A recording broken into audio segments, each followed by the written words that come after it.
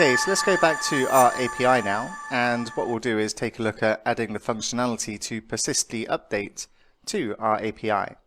So inside the API, inside our users controller, what we're going to do is we're going to add a new method to go ahead and do this. But what we'll do, because we're going to be receiving data from the user, we need to add a DTO that we can use as a parameter for our update method. So we'll go to our DTOs folder, and we'll right click and create a new class, and we'll call this one member update DTO.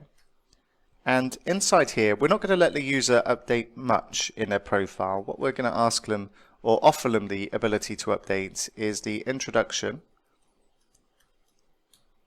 and we'll give them the update fully looking for,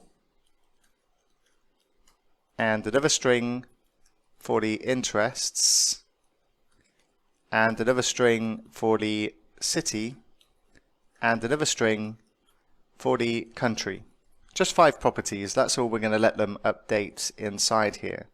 And because this is information that we're never going to ask them for when they initially register, we're not going to validate any of these properties. If they want to remove them all and have blanks for all of these, we're going to say that's fine. So what we'll do with this member update DTO, well, because it's a DTO and we're going to want to map this into our user entity, what we'll do is we'll go to our automapper profiles again. And what we're going to do this time is we're going to go the other way. We want to go from our member update DTO to our app user. So what we can do is we can say create map, and we're going to go from our member update DTO and we want to go to our app user. There is a reverse option, by the way, in Automapper. We could reverse map, but we're not going from our member DTO, we're going from a different DTO. So we're going to use a separate configuration option for this. So let's go back to our users controller, and what we're going to use for an update is an HTTP put in this case. And this is the kind of method that we use to update a resource on our server. Now we're not going to give this any root parameters because this doesn't conflict with anything inside our API controller. There's certain things that will conflict. We can call it a method whatever we want. This isn't particularly relevant, but what is relevant is the method we use, the parameters that we use in the root, and therefore the parameters that we take in our method.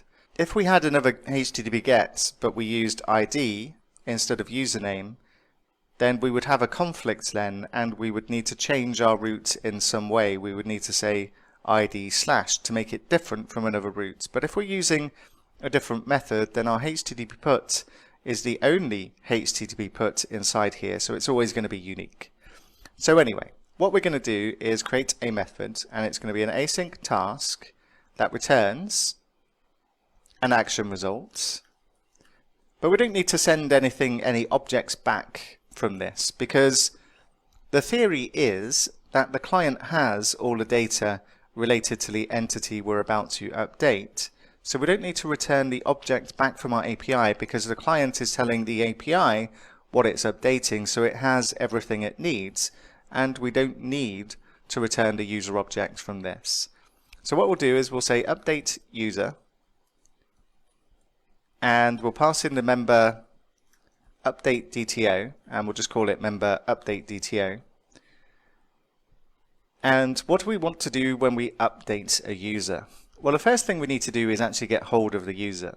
And we also need to get hold of the user's username.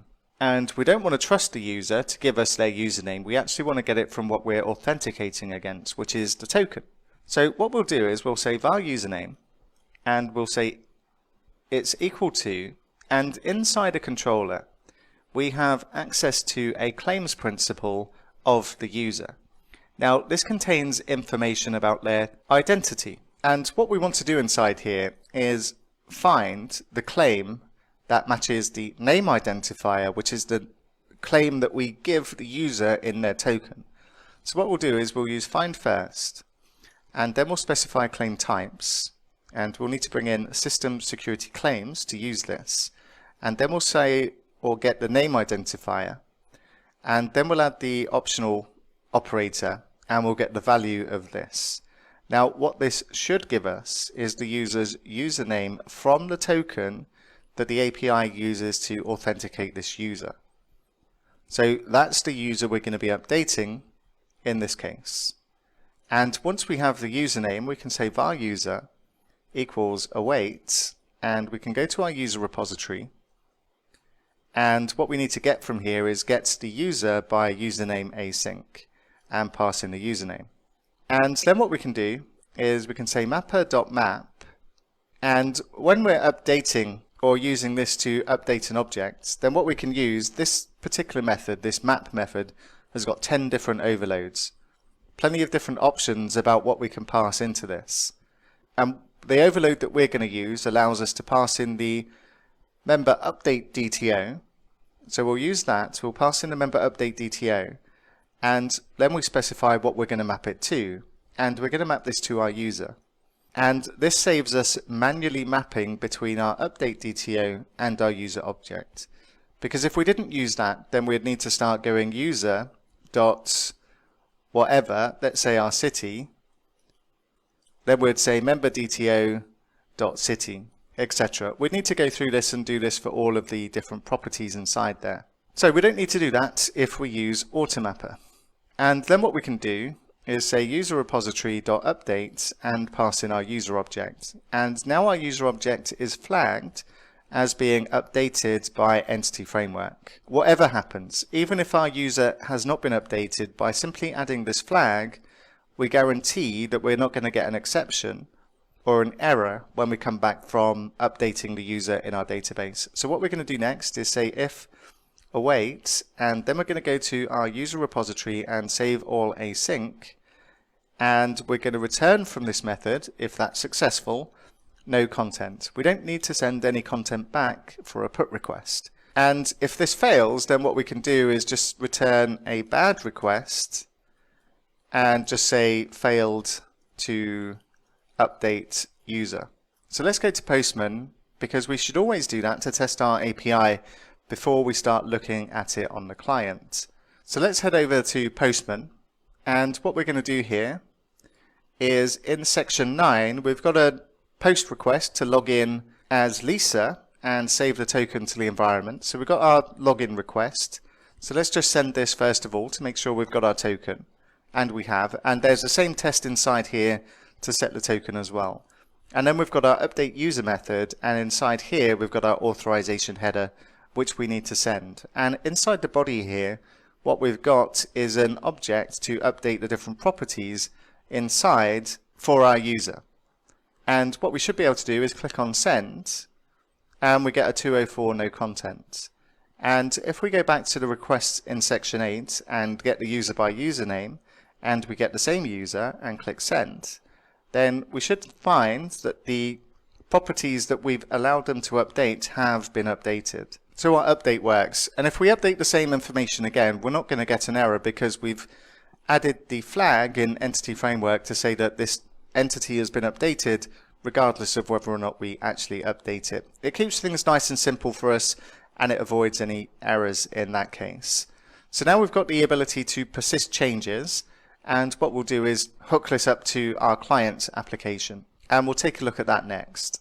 Okay, now we've confirmed the functionality is working in Postman. We can now go and do this and set this up in our client application. So we'll head back to VS Code, and we want to go to our member service. So let's head over to our member service, and we'll just add a method inside here to update member.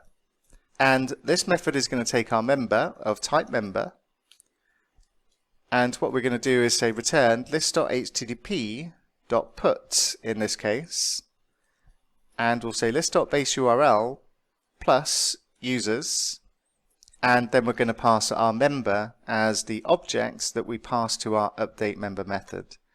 And then we can head on over to our member edit component. So we'll open up the member edit component, and inside our update member method, what we'll do now is we'll say this.member service.update member, and we'll say list.member as the parameter that we pass, and then we'll subscribe.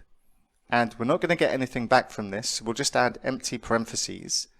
And inside here what we'll do is we'll cut and paste our toast and the method to reset the form so that we update the dirty status of the form itself.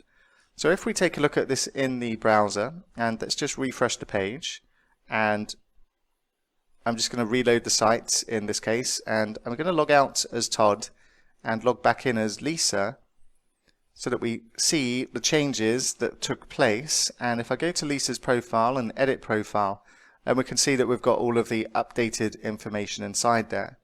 If I make a change, then we're going to see all of the options that we added available still. They're not going to go away. And if I click on Save Changes, we get the profile updated successfully.